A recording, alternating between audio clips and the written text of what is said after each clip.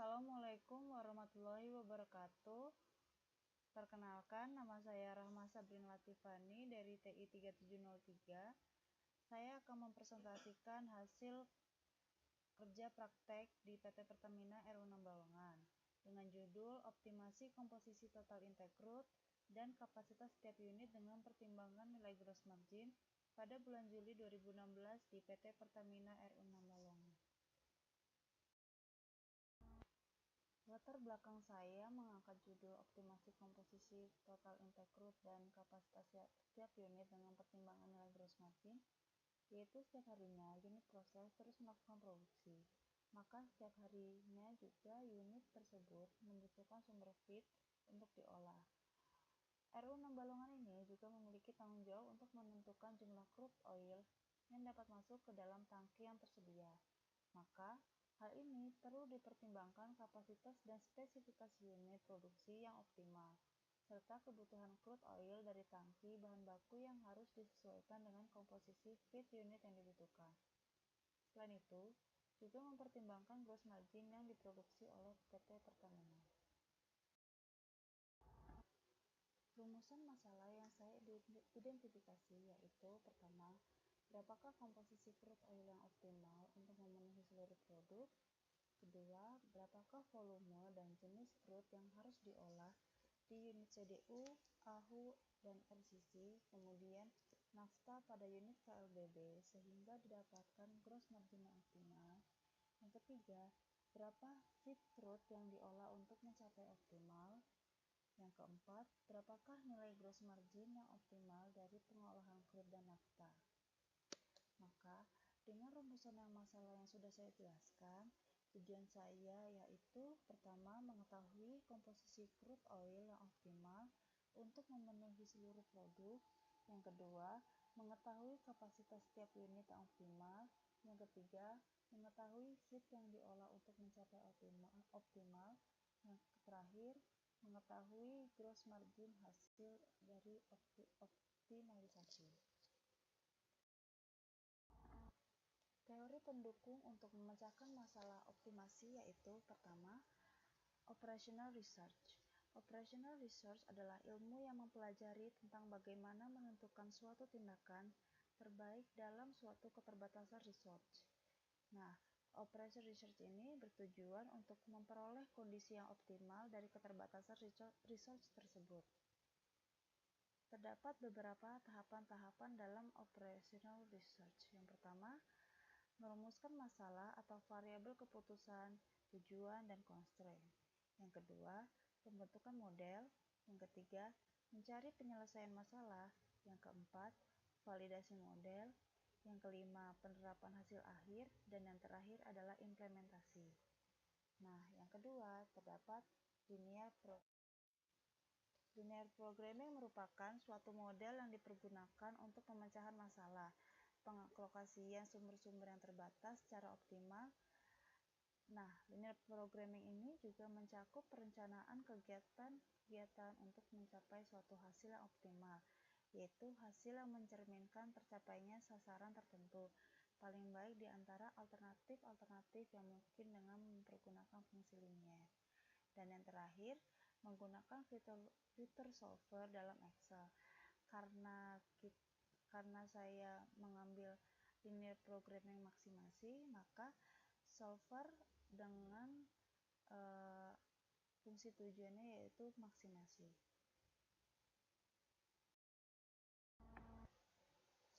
Berdasarkan teori yang saya sudah jelaskan, ini adalah formulasi masalah yang berdasarkan hasil teori tersebut.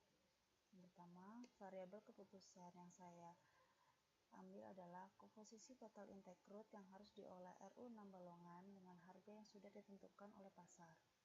Crude dan nafta RU lain yang diproduksi adalah hasil yield dari kapasitas setiap unit.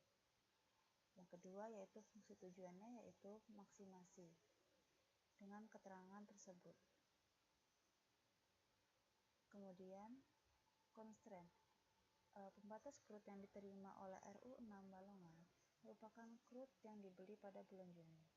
Nah, constraint tersebut yaitu pertama, pembatas crude yang diterima oleh RU6 Balongan merupakan crude yang dibeli pada bulan Juni. Yang kedua, pembatas kapasitas pada setiap unit, yaitu ada CDU, ARDEM, RCC, dan pembatas rasio AR atau ATM residu atau DMAR pada unit RCC. Yang keenam, pembatas input nafta pada KLBB. Yang ketujuh, pembatas nilai residu pada unit CDU. Berikut ini adalah tampilan solver pada pengolahan dengan solver add-in. Nah, yang pertama adalah set objektif. Set objektif ini merupakan sel yang dijadikan target dalam bentuk formula atau rumus. Pada permasalahan ini, saya mengambil yaitu set objektifnya plus margin. Yang kedua, to. To ini merupakan tujuan yang dituju yaitu maksimal, minimal, atau nilai tertentu, value of. Nah, untuk permasalahan ini, saya mengambil maksimasi. Ketiga, by changing cells, itu merupakan sel target yang dapat dirubah nilainya. Nilai yang nantinya dirubah akan berpengaruh pada hasil optimalisasi. Nah, pada kolom ini saya mengambil jumlah crude pada masing-masing sumber, kapasitas unit ARDEM, kapasitas unit RCC, rasio AR dan DMAR pada unit RCC, dan terakhir nafta RUKLBB. Nah, keempat, subject to the constraint. Ini merupakan batasan-batasan yang digunakan dalam perhitungan formula yang nantinya mempengaruhi pada hasil optimalisasi. Nah, untuk constraint permasalahan ini yaitu setiap kapasitas memiliki batasan minimal dan maksimal, maka itu termasuk constraint yang saya ambil. Kemudian adalah total nafta untuk unit CDU yaitu harus 1. Kemudian ATM residu dari CDU yaitu harus 0. Nah itu udah ya. Berikut ini adalah rekapitulasi data volume masing-masing crude yang diolah pada unit CDU yang telah dioptimalisasi. Nah, pada kolom yang berwarna kuning ini adalah hasil optimasi dengan menggunakan solver dengan batasan-batasan yaitu minimal dari kapasitas CDU dan maksimal dari kapasitas CDU. Maka hasil total untuk pengolahan optimasi yaitu sebesar 124,69 megabarrel dalam perharinya. Nah, maka kapasitas yang terpakai sebesar 124 dengan volume presentasinya yaitu 9,75%.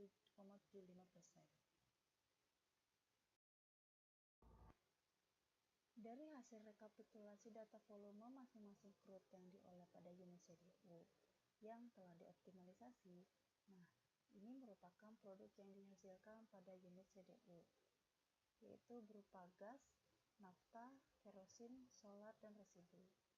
Dengan total gas sebanyak 0 dengan presentasi 0%, kemudian nafta sebesar 1,003 megabarrel dengan persentase 1%, kemudian kerosin sebesar 14,997 megabarrel dengan persentase 12%, kemudian solar sebesar 7,908 megabarrel dengan persentase 6%, kemudian yang terakhir residu sebesar 69,99 atau kalau dibulatkan sebesar 70 dengan persentase 56%. Nah, untuk produk CDU ini hasil produk berupa residu ini nanti akan diolah di unit ARDEM atau AHU. Berikut ini adalah hasil rekapitulasi kapasitas unit ARDEM yang telah dioptimalisasi. Nah, kapasitas yang dihasilkan untuk unit ARDEM sebesar 58 megabarrel atau kapasitas maksimum dengan minimalnya yaitu 43,5 megabarrel atau presentasinya sebesar 75%. Nah, hasil volume produk pada unit Ardem, hasil optimalisasi yaitu berupa off-gas, nafta, kerosin, gas oil, dan DMAR. Dengan masing-masing yaitu off-gas sebesar 1,26 MB per hari atau volume persentasenya sebesar 2%. Kemudian nafta sebesar 1,22 MB per hari dengan volume persentase 2%. Kemudian kerosin sebesar 0,17 MB per hari atau dengan persentase volume 0%. Kemudian gas oil yaitu sebesar 0,98 MB per hari dengan volume persentase 12%. Kemudian DMAR sebesar 41,76 dengan volume persentase 72%. Maka total dari hasil yield Ardem yaitu sebesar 51,4054.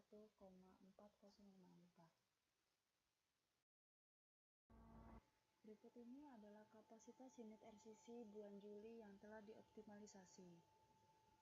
Nah, kapasitas yang dihasilkan yaitu sebesar 83 MB per hari atau dengan persentase 100%, dengan minimalnya yaitu sebesar 62,33 atau dengan persentase 75%. Sedangkan rekapitulasi feed yang akan masuk pada unit RCC dari unit lainnya dapat dilihat sebagai berikut. Rasio AR yaitu rasio ATM residu yang dihasilkan oleh unit CDU, sedangkan rasio DMAR adalah rasio yang dihasilkan dari unit Ardem.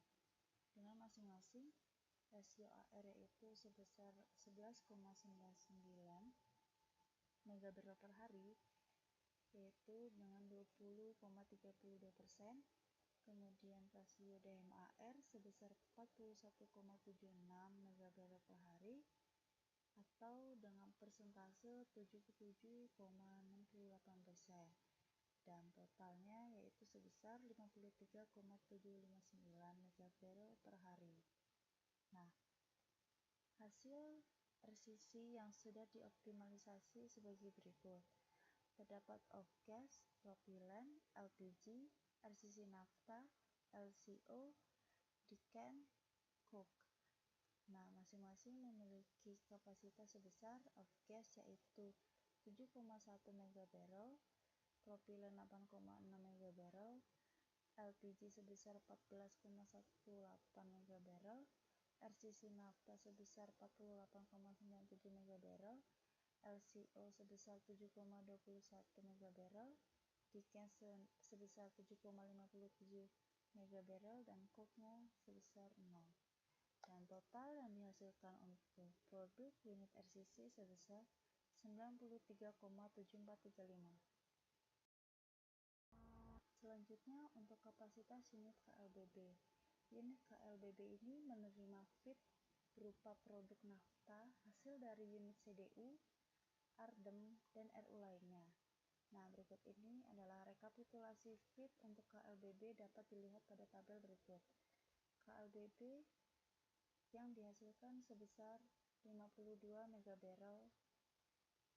dengan nafta RU sebesar 50,08, nafta CDU yang dihasilkan oleh unit CDU sebesar 1 MB, kemudian nafta Ardem yang dihasilkan pada unit Ardem sebesar 0,915, yaitu sedangkan yield hasil pengolahan unit KLBB berupa produk HOMC bulan Juli dapat dilihat pada tabel berikut sebesar 46,22 MB per hari atau dengan persentase 89%. Berikut ini adalah hasil gross margin yaitu volume crude dalam satuan barrel yang telah dioptimalisasi menggunakan solver. Nah, rekap perhitungan harga pembelian bahan baku hasil optimalisasi pada setiap crude dapat dilihat pada biaya pembelian bahan baku. Biaya pembelian bahan baku ini terdiri dari beberapa crude yang hasil dari alokasi, kemudian nafta RU KLBB dengan total sebesar $6.845.675. Kemudian yield hasil produksi setiap unit dengan harga dalam satuan barrel yang telah dioptimalisasi dapat dilihat tabel biaya produksi dengan total sebesar $11.486.274 per barrel. Nah, pendapatan PT Pertamina RO 6 Balongan dihitung dari selisih antara produksi hasil setiap unit dengan pembelian bahan baku. Berikut hasil rekapitulasi gross margin dapat dilihat tabel berikut ini.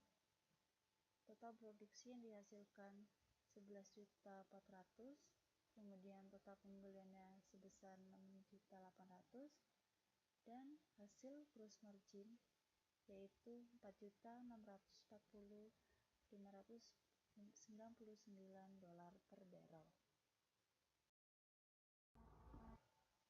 Berdasarkan hasil perhitungan solver dalam software Microsoft Excel dapat dilihat bahwa jumlah crude yang harus diolah dengan optimal untuk memaksimalkan revenue adalah dengan feed crude seperti grafik berikut.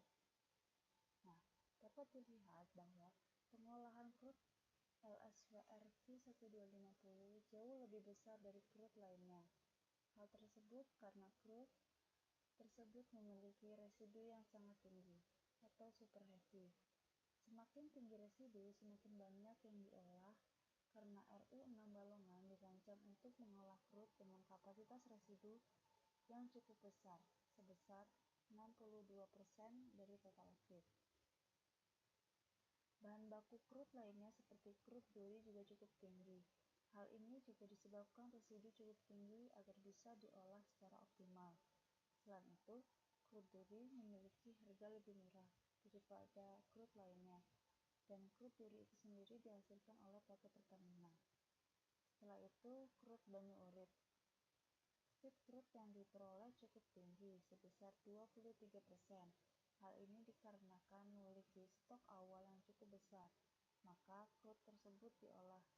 Dilihat dari perbandingan pengolahan crude duri, crude banyu urip, dan LSWRV 1250 pada STS adalah hasil optimasi terlihat perbedaan volume yang cukup meningkat di hasil optimasi dibandingkan dengan hasil STS. Hal ini dikarenakan harga pembelian lebih murah, sehingga lebih berpeluang memberikan keuntungan pada perusahaan. Selain itu, terdapat crude kirasol yang memiliki karakteristik crude heavy dengan persentase lebih kecil dibanding crude duri dan LSWRV 1250. Hal ini dikarenakan PT Pertamina memiliki stok awal atau masih memiliki inventory dan tidak mendapatkan alokasi dari crude tersebut. Maka crude ini diolah secara optimal untuk menghasilkan kapasitas unit CDU dengan maksimal. Kemudian, di samping grafik hasil pengolahan crude, terdapat hasil kapasitas setiap unit yang telah dioptimalisasi. Dari seluruh kapasitas, yaitu CDU, ARDEM, dan RCC KLBB, mereka menghasilkan sebesar rata-rata maksimum dari produk yang dihasilkan.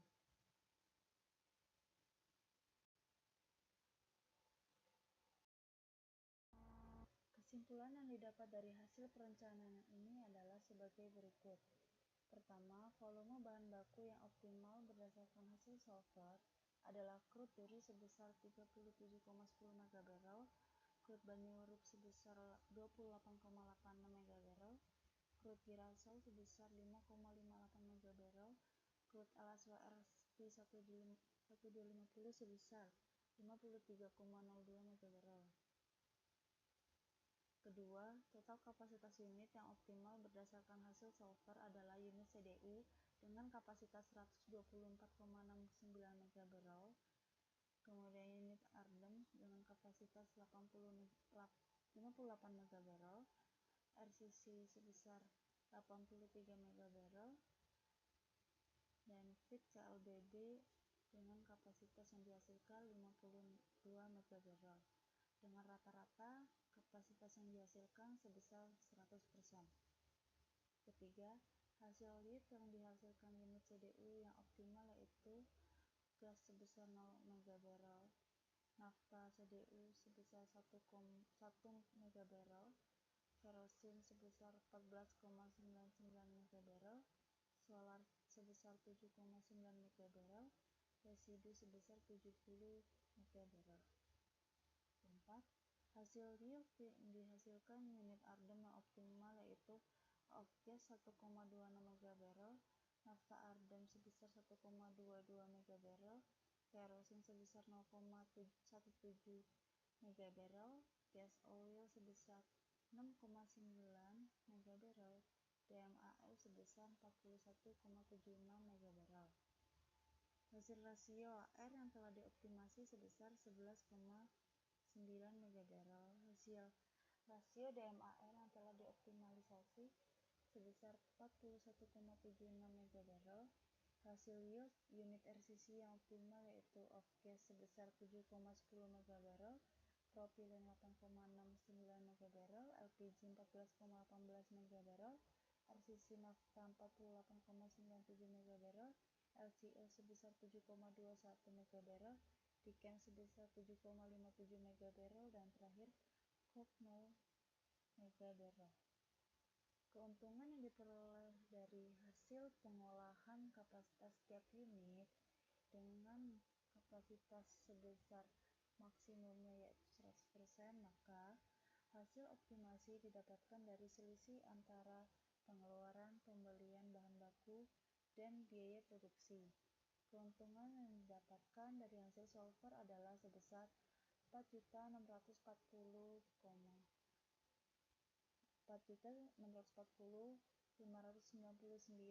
dolar per barrel.